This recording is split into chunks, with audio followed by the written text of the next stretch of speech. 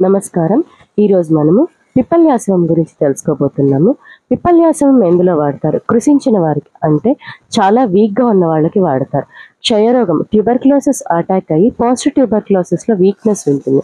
వాళ్ళలో ఆకలి కూడా చాలా తక్కువ ఉంటుంది. ఇందులో పిప్పల్యాశవం వాడతారు. మరియు చాలామంది పిల్లల్లో డైజెషన్ ప్రాబ్లమ్స్ ఉంటాయి. వాళ్ళకి ఆకలి సరిగ్గా అవ్వదు.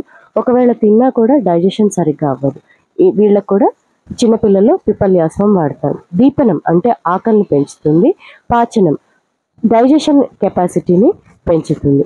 ఇది చిన్నపిల్లలకు 10 ml ఇవ్వాలి. 10 ml సిరప్, 10 ml వాటర్ కలిపి చిన్నపిల్లలకు 10 years లోపల వాళ్ళకి ఇవ్వాలి.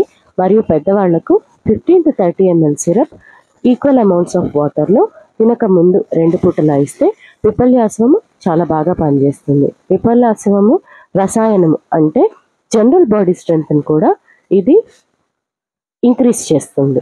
Thank you.